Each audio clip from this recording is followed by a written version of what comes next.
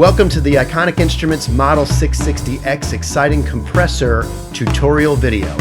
We're going to stick to drums in these tutorial videos just because drums is a very broad band source. So you have low frequency information from the bass drum, a lot of mid-range from all the rest of the drums, and then you have the cymbals that give you a lot of high frequency information. So it's a good example for just showing you how the features work. As with all our tutorial videos, down below in the description of this video is a hyperlinked table of contents.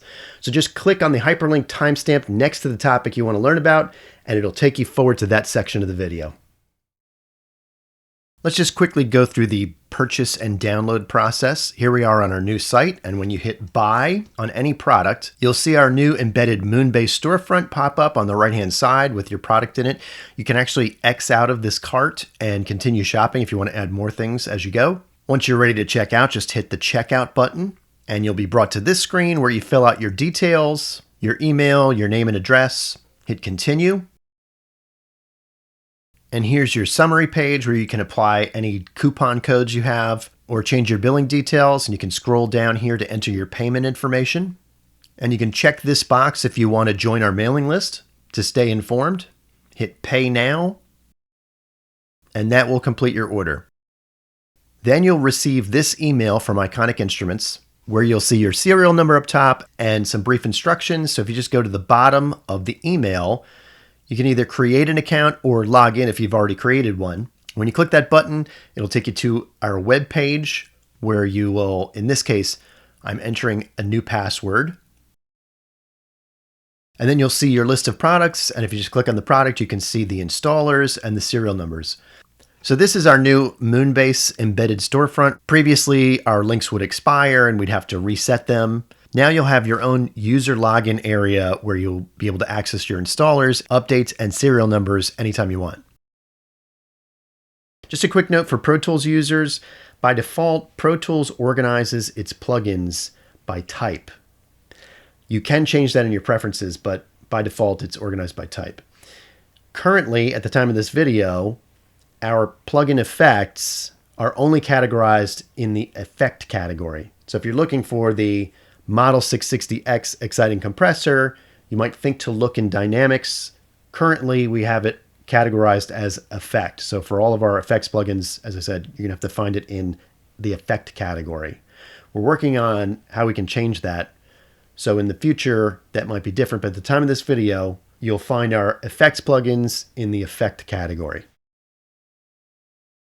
For Macintosh, once you've downloaded your installer, just go to where you have it saved on your computer and double-click it to start the installation process. And that will open your installer app. The first screen is just an introduction, a welcome to the installer. Just click Continue to the next screen. The next page shows our end user license agreement, and then you have to agree to the end user license agreement to continue. Here you can decide what platforms you want to install. So if you want to just select one of those platforms or a couple or all of them, here's where you can make that choice. Click Continue, and the installer tells you how much space you're going to need, and you click the Install button to continue on. Then you have to enter your computer password, and then it starts writing the files to your Mac. And this should only take a minute. Finally, you see this pop-up window saying that the installer app wants to modify apps on your Mac. Just hit Allow. And that will complete the process. Just hit the close button. And now it's installed on your machine. And the next step is authorizing it on your machine. To authorize your software on a Mac, you just have to go to your DAW, whatever DAW you use, and instantiate the plugin. The way to do this in each DAW is different, but I'm just going to use Logic to show you how I do it here. So I just have an audio track set up. Logic organizes its plugins by manufacturer. So you just have to go to your plugin pull-down menu on that track. Go to Audio Units, Iconic Instruments, and then Model 660X Exciting Compressor.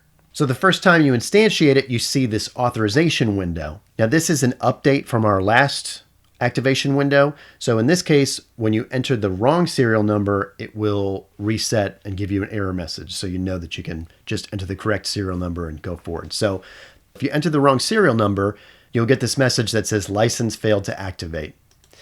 Then when you enter the correct serial number, you'll see the message license activated successfully. And just a second or so later, the plugin will open up and you're ready to start using it.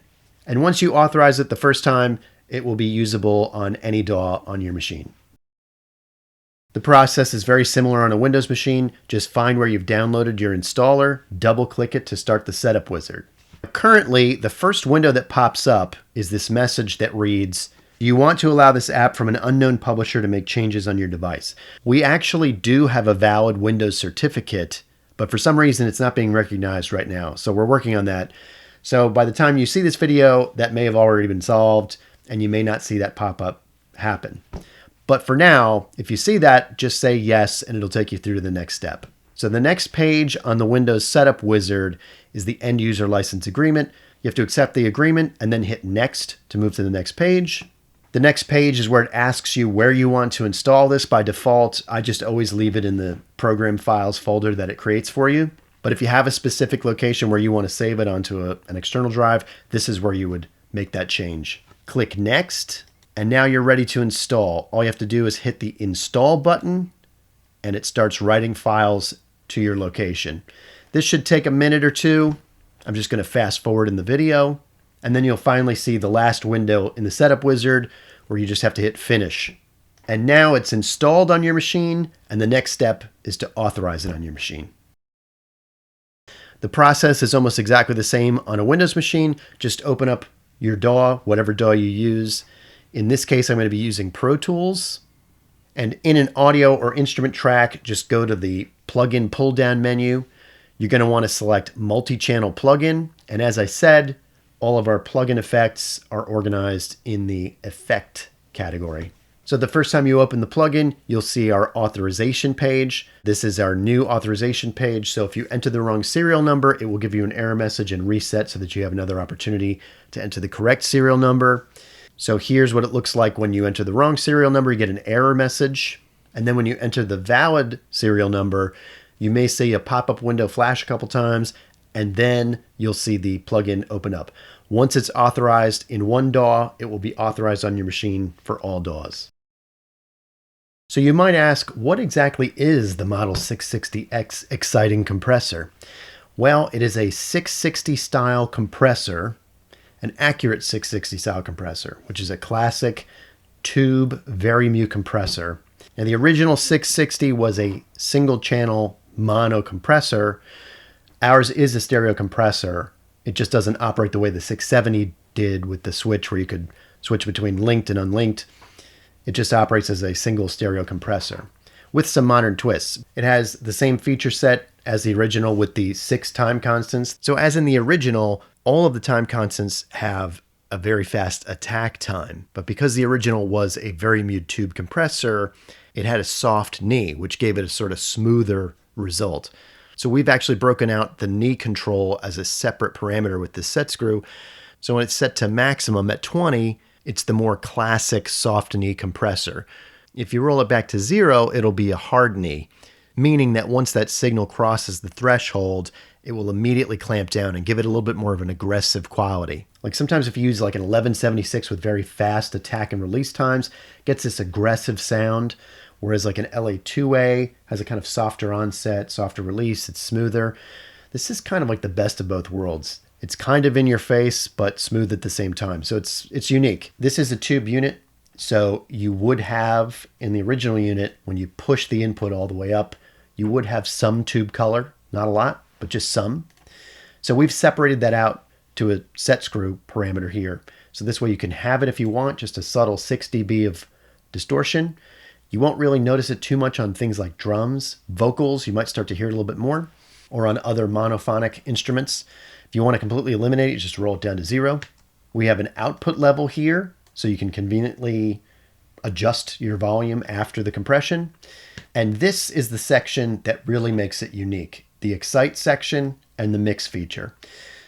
So as I said in the intro video, in the 1960s, engineer Lawrence Horn introduced the exciting compressor technique to the pop world. It was something that was used in orchestral recording.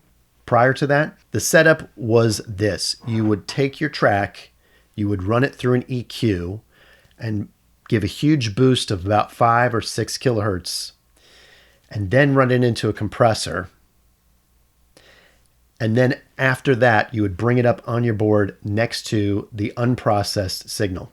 So you'd run it in parallel. So you'd have this brighter, exaggerated, compressed signal running in parallel with your clean signal. And you just layer it in to taste. This was used on drums and on vocals in particular. So what we've done here is we've added an excite section where you can boost from 0 to 12 dB, anywhere from 1 to 10 kilohertz. So this way it's not focused exactly on 5 to 6 kilohertz. You can do whatever you want, whatever works for your track. And then once you've boosted that, once you've excited that frequency, you can use the mix feature here that's built in to run it in parallel. So you back it off and work back in the clean unprocessed signal. Again, to Pro Tools users, we're going to find all of our effects plugins in the effect category. So Model 660X. Firstly, anytime you want to move a parameter and then return it to its default setting, just click Option click on a Mac and Control click on a Windows machine. Also, if you want to rescale it, just grab the corner, the bottom right corner with the stripes here, and you can resize the GUI. And I guess first I should point out that the meter selector is here, so you can monitor the pre-effect level. So let's just set up our loop here.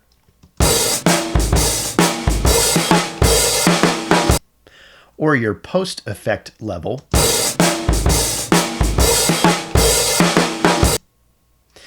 Or you can set it in the middle and monitor the gain reduction. So in this case, instead of going from the bottom of the meter upwards, it's resting at 0. And then as it crosses that threshold, the meter pulls down. So you'll notice if I pull the threshold all the way to 0, it's not really lowering down that threshold to hit the top of the signal going across it. So it's not being compressed at all at this point. So it's a kind of a combination between driving up the input gain and also pulling down the threshold, but in the case of the 660, it's displayed as pushing up the amount of threshold. So it's a little bit kind of counterintuitive compared to other compressors where you think of lowering the threshold.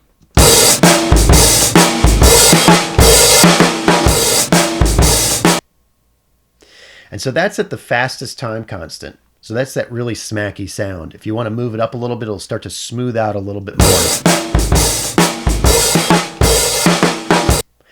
And you'll see the meter recovers more slowly. By the time you get to the higher time constant settings, you'll see it is very syrupy, the meter behavior.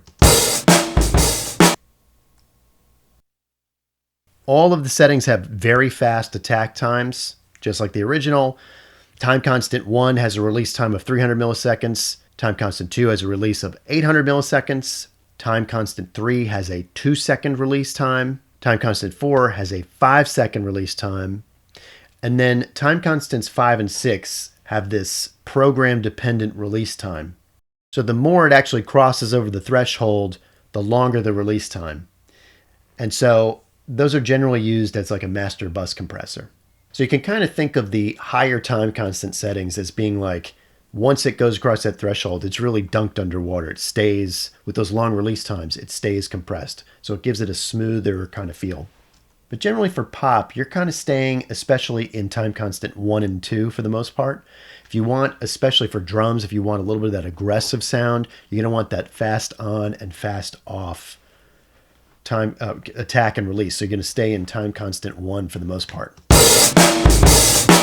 So let's look at the exciting compressor part. So let's just push up this median frequency 5.5 kilohertz.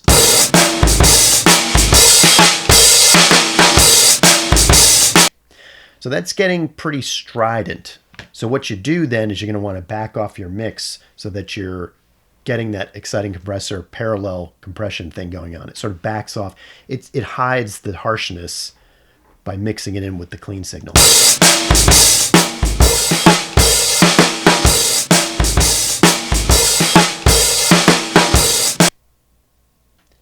Okay, so now let's just turn that on and off so you can hear it.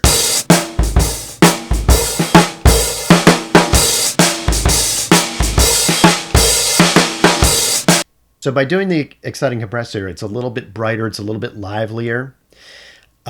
but because you're doing it in parallel, you're still getting that popping sound from that snare, especially. You hear it it's more dynamic. So let's just hear it again. Here's the exciting compressor.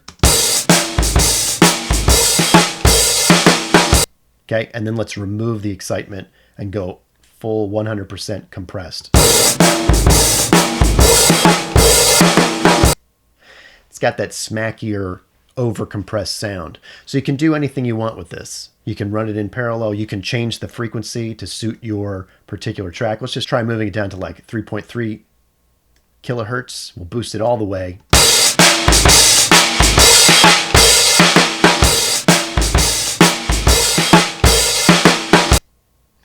That sounds pretty good to me. So if I turn it off,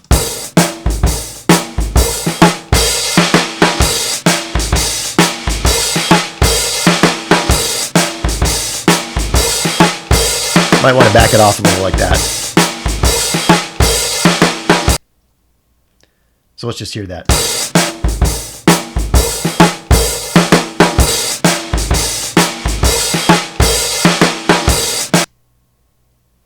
Once you turn it off, it's almost hard to hear it the same way. It just adds a certain something. Let me just do one other example because I think it's something a little more familiar. So this is my Ludwig Super Classic that I kind of decked out like Ringo, doing the rim shots, little help from my friends. I slowed it down like they did, a little bit of vari speed. So let's just pop this on because you'll get a sense of how kind of familiar this is. So let's just hear this in bypass.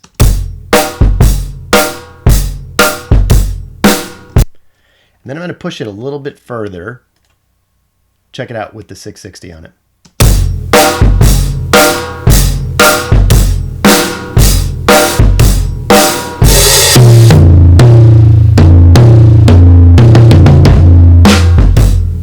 Let's just check out that tom section.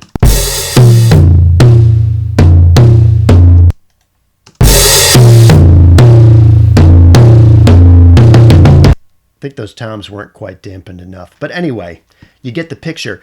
It does have that kind of classic sound. They use the 660 a lot at Abbey Road, especially on drums. So you can hear that it captures that kind of smacking sound, especially at time constant 1. Now in terms of automation, it's the same as all the others. It depends on your DAW. Each DAW sets up the automation in its own way. In Pro Tools, you just have to go here, hit Auto. You can select whichever of the parameters or all of them that you want to set up for automation. So we put it over in the list, and then it's available here in the pull-down menu. So let's just do threshold, for example. Show you what that looks like. So all you have to do then is draw in your movements. So check it out.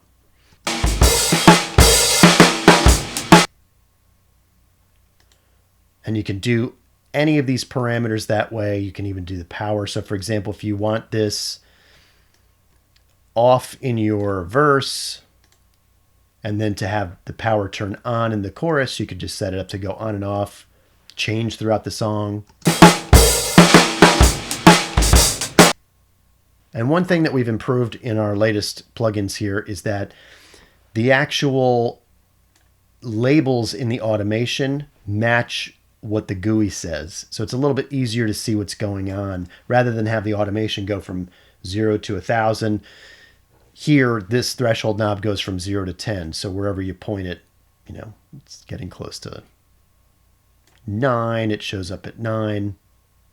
When you point it at 3, it points to 3. It's a little over 3 there, but you get the picture. So it just makes it more convenient. You don't have to guess at what that change in your automation is going to be in your GUI. They're both the same. They match. If you have any questions or if you run into any trouble, please feel free to email us at info@iconic.nyc and join our mailing list at iconic.nyc to keep up with new products, updates, and blog pieces. As always, thanks for checking out Iconic Instruments.